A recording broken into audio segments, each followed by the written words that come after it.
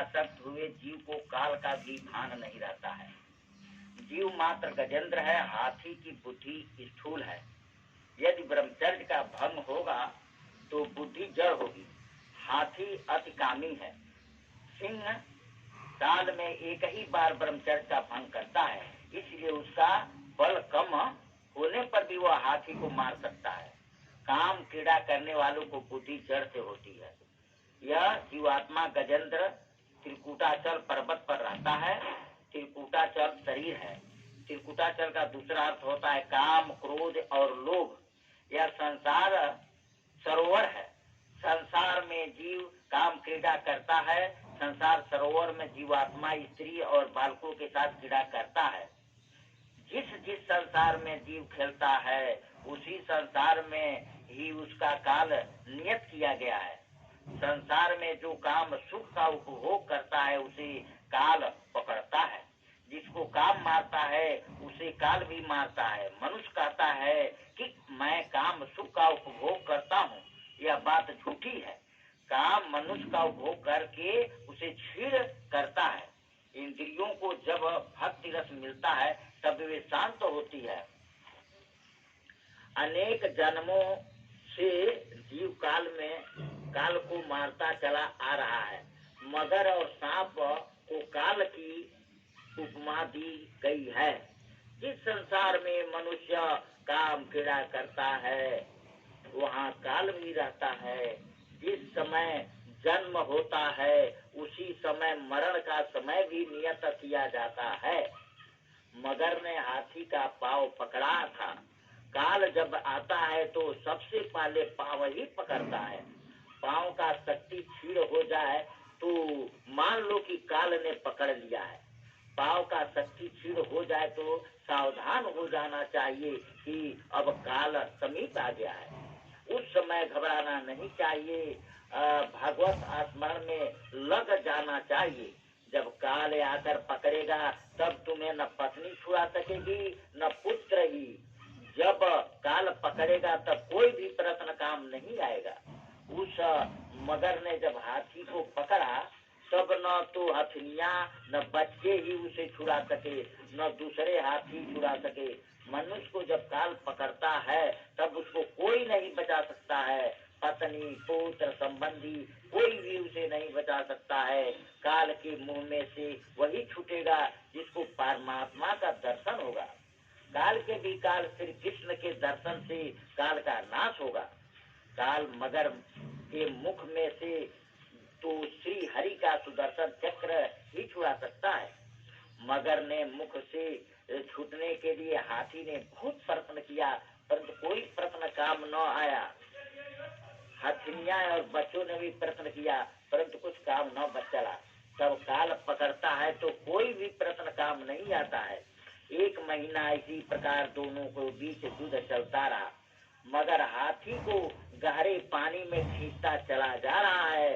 अतः जब हाथी मर जाएगा ऐसा सोचकर हथनिया तो उसका त्याग करके चली गई। मनुष्य के जन्म से पहले उसका कोई संबंधी नहीं था और न मरने के बाद अब कोई रहेगा।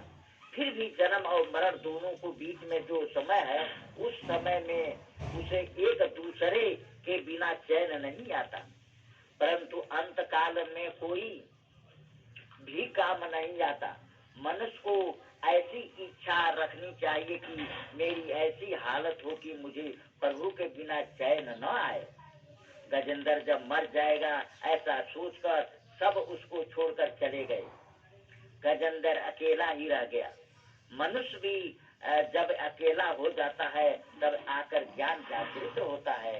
अकेला अर्थात जब जेब में पैसा भी न हो तब ज्ञान जागृत होता है और ईश्वर की शरण में आता है।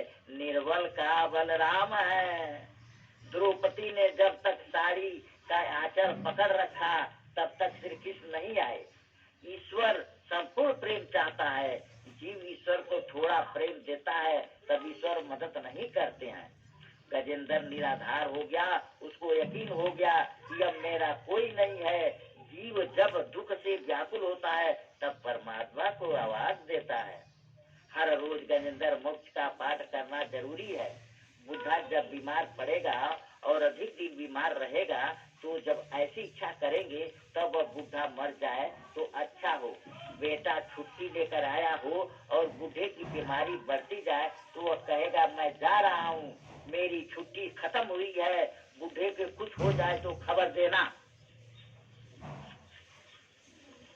जीव जब मृत्यु शैया पर अकेला होता है तब उसकी हालत गजेंद्र जैसी होती है।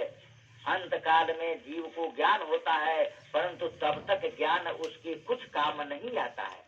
मनुष्य घबराता है और सोचता है कि मैंने मरने का कोई तैयारी नहीं की है, अब मेरा क्या होगा। जहाँ जाकर वापस आना होता है ऐसे सफर के लिए तो मनुष्य बहुत तैयारी करता है, परंतु जहाँ जाकर वापस लौटना नहीं होता ऐसे सफर के लिए वह कुछ भी तैयारी नहीं करता। परमात्मा को राजी करोगे तो तुम्हारे बेड़ा पार होगा।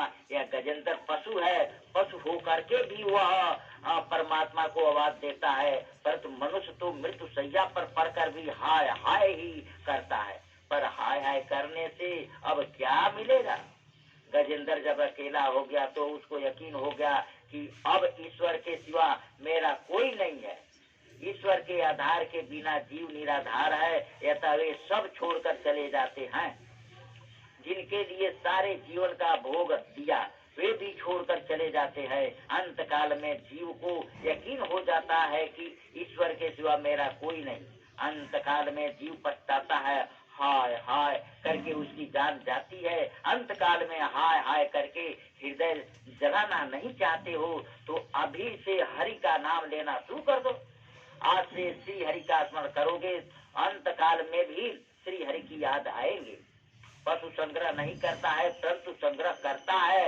मनुष्य आने वाले कल की चिंता करता है। काल की पाव को पकड़ा हुआ है, यह भूलना नहीं चाहिए। पाव की शक्ति छीड़ हो जाए तो मान लेना कि मरने का समय आ गया है। जब गजेंद्र बहुत व्याकुल हो गया तब वो स्तुति करने लगा। गजेंद्र ने जो श्री हरि का स्तुति की उसकी बड़ी महिमा है। संसारी लोगों को गजेंद्र की तरह नित्य श्री हरि की स्तुति करनी चाहिए। इस समय स्तुति करने से अज्ञान का नाश होता है और मरण सुधरता है। काल जब जीव को पकड़ने के लिए आता है तो वह प्रभु को पुकारता है कि हे नाथ, आपकी शरण में आया हूँ। जीव जब चारों ओर से निराधार बन जाता है तब पूर्व जन्म के संस्कार से और संत कर्मों से वह प्रभु की शरण में आता है। गजेंद्र स्तुति करता है, भिन्न भिन्न रूपों में नाटक करने वाले अभिनेता के वास्तविक स्वरूप को जिस प्रकार साधारण दर्शक नहीं जान सकता, उसी प्रकार सत्व प्रधान देवता या ऋषि भी तुम्हारे स्वरूप को नहीं जान सके तो फिर दूसरे साधारण लोग तो तुमको पहचान ही कैसे सकेंगे या तुम्हारे स्वरूप का वर्णन कैसे कर सकेंगे। ऐसा दुर्गम चरित्र वाले हे प्रभु मेरी रक्षा करो।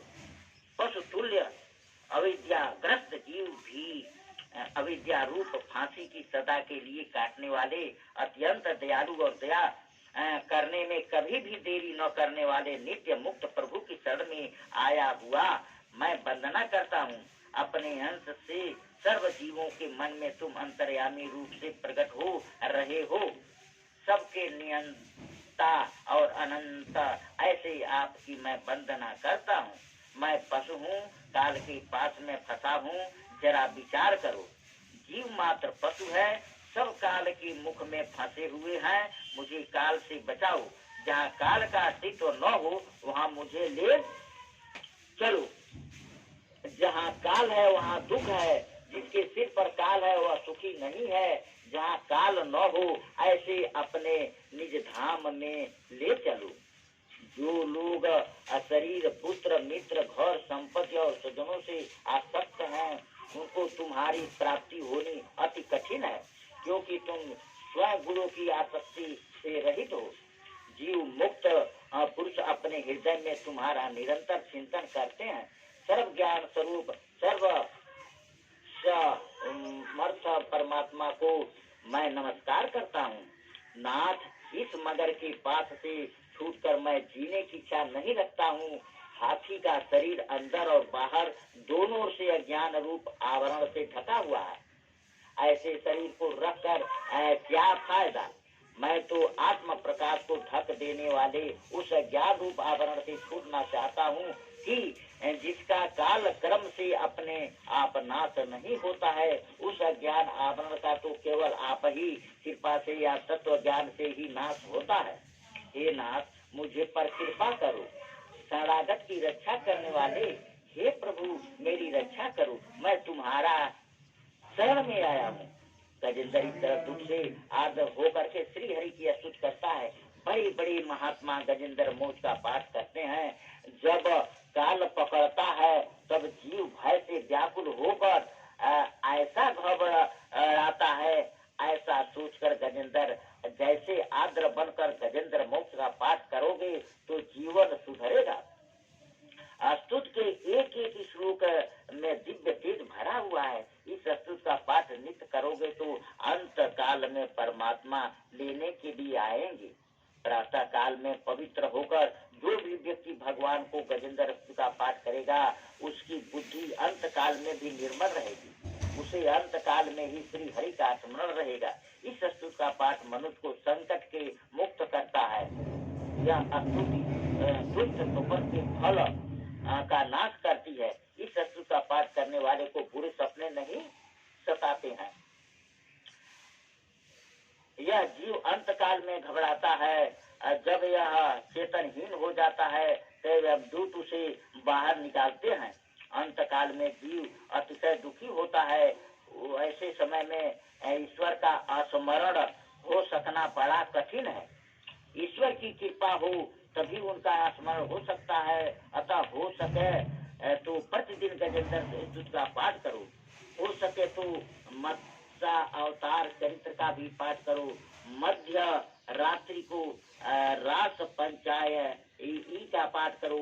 ऐसा करने से प्रभु कृपा से काम उसे नहीं सताएगा।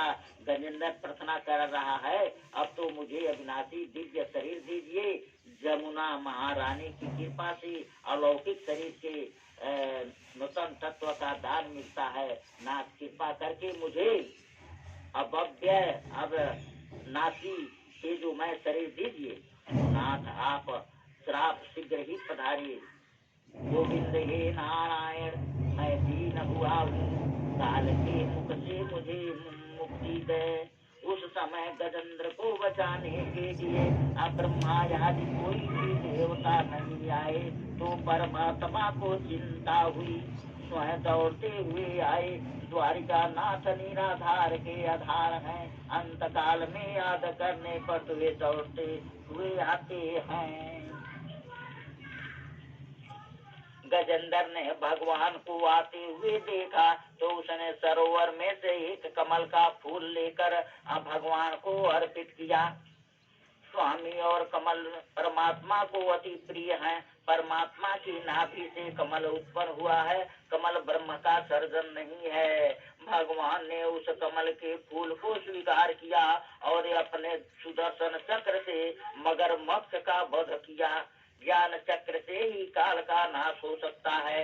ऐसा ज्ञान होना चाहिए कि सब में भगवान दिखाई दें। जिसे ब्रह्म दृष्टि प्राप्त होती है वह सभी स्थान और वस्तु में प्रभु का ही वर्णन करता है।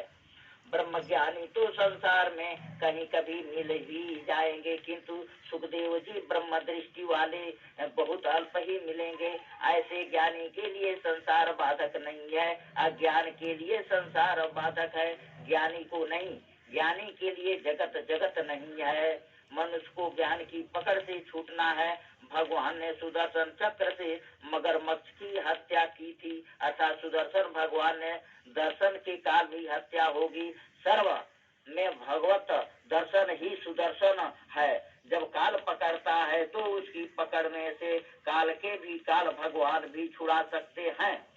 सुदर्शन से काल रूपी मगरमच्छ का नाश नहीं हुआ। इसका अर्थ यही है कि तुम्हारी दृष्टि जब सुदर्शन अर्थात सभी में प्रभु का दर्शन करने वाली होगी तभी तुम काल के मुख से मुक्त होगे। तुम भी तब काल को जीत लोगे। ऐसे ज्ञानी मनुष्य का काल क्या बिगाड़ सकता है। जिसके हृदय में सर्व के प्रति भगवत भाव हो गई।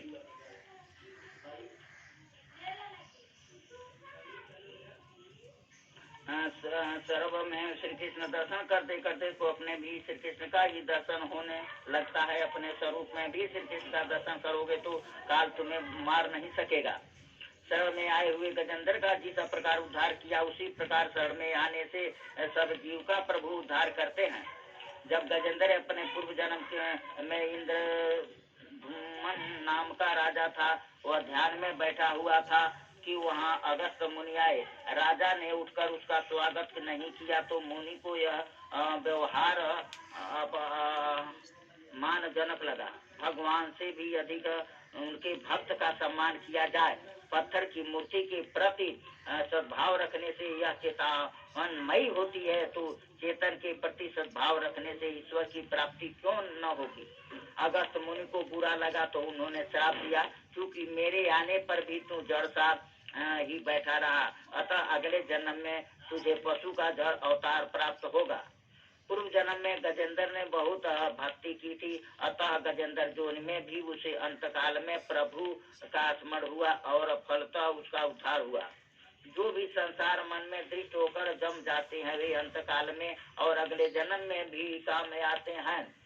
ठाकुर जी का पहले स्वप्न में भी अनुभव होता है। गोपाल सहस्रा नाम वाली में भगवान का एक नाम है भक्त नाम स्वप्न वर्धन।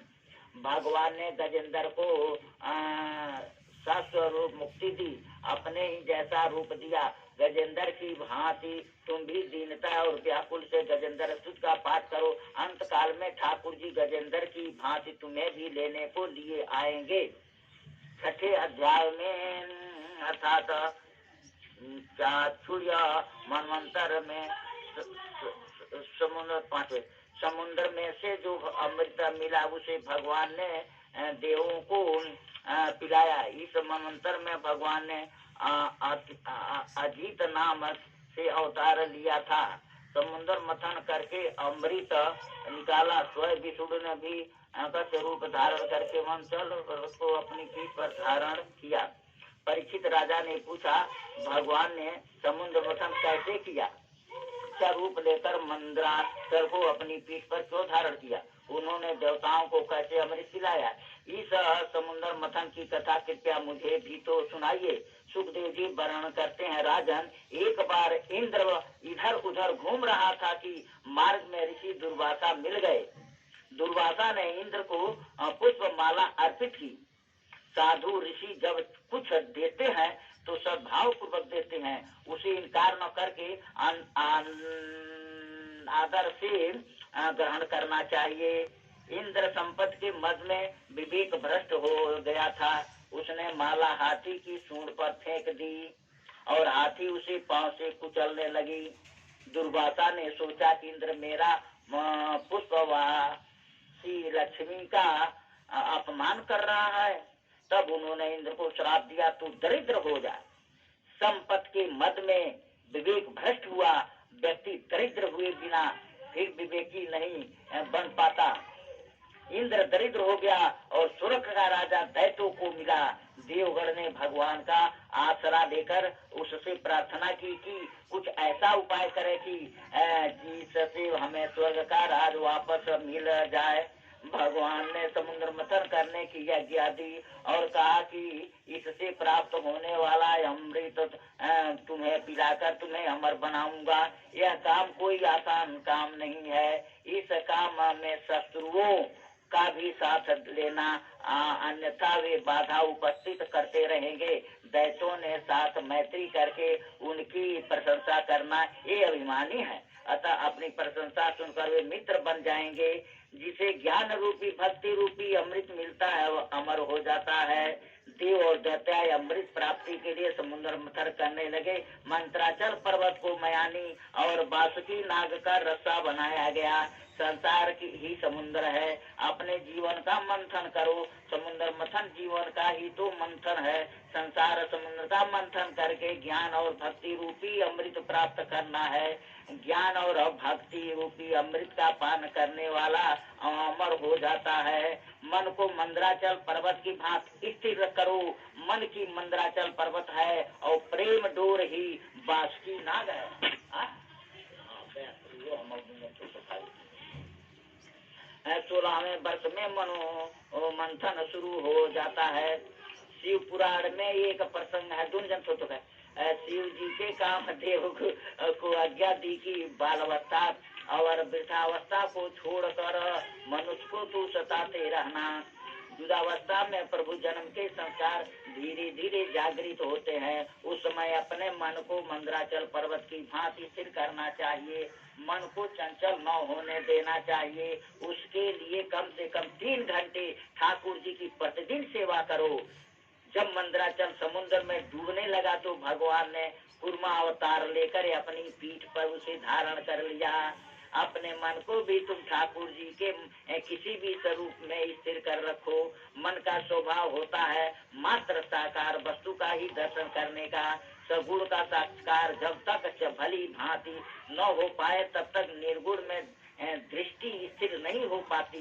भगवान के सगुण स्वरूप में स्थिर हुआ मन उसके निर्गुण स्वरूप में स्थिर हो सकता है। निराधार मन संसार सागर में डूब जाता है। मन रूपी मंदराचल आधार के बिना स्थिर नहीं रह पाता। उसे भगवत स्वरूप भगवान नाम के आधार की आवश्यकता है। उसे आधार मिलेगा तो वह संसार समुद्र में कभी न डूबेगा। अनेक औषधियों को समुद्र में विसर्जित करके समुद्र का मंथन किया गया है। औषध का एक अर्थ दवा है और दूसरा अर्थ अन्न है। जल और औषधियां हैं, ये दोनों शरीर को आवश्यकता अनुसार देना चाहिए। भूख और प्यास को रोग मानो और उन्हें सहने की आदत डालो। जिस प्रकार रोग को मिटाने के लिए औषध ली जाती है उसी प्रकार से अन्न जल का प्रमाणानुसार भी सेवन करो। शरीर हल्का होगा तो भजन ठीक से ही हो सकेगा। समुद्र में से प्रथम विष निकला था और बाद में अमृत। मन को स्थिर करके प्रभु के पीछे लग जाओगे तो वे पहले ही विष ही देंगे, किंतु उसे सह लोगे तो अमृत भी देंगे। महापुरुषों ने विविध कष्ट रूपी विष का पान किया था, दुखी को सहन किया था, अतः उसे ज्ञानामृत मिला। जीवन मंथन के प्रारंभ में विष ही मिलेगा। मंथन यौवन से ही शुरू हो जाता है। पहले विषय मिलेंगे और विषय विष जैसे ही हो तो है। निंदा और कर्कश बाड़ी विष ही है। निंदा और नरक एक ही है। निंदा रूपी विष सह लोगे तो अमृत मिलेगा। अप्रतिकूल परिस्थिति भी विष ही है, दुख भी विष ही है। विष की दुर्गंध देवों से सही नहीं गई तो प्रभु ने विषय पान के लिए शंकर को बुला भेजा। जिसके सिर पर ज्ञान गंगा होती है वह विष को पचा सकता है। इस संसार का विष सभी को जलाता है, किंतु ज्ञान गंगा धारी को नहीं जला सकता है। संसार भगवान की भांति ज्ञान गंगा को सिर पर धारण करोगे तो विष सहा जाएगा। शिव जी की पूजा विष सहने की शक्ति देती है। शिव जी की दान देते हैं, अतः विष सहने की शक्ति मिलती है। निंदा स्वरूप होने के कारण उसका संबंध आकाश के साथ होता है। आत्मा के साथ ही ऐसा मानकर निंदा सह लेना चाहिए। देवों ने शिव जी से विष पी जाने के लिए प्रार्थना की तो उन्होंने पार्वती जी से अनुमति मांगी। तो पार्वती जी ने कहा ये सब तो स्वार्थी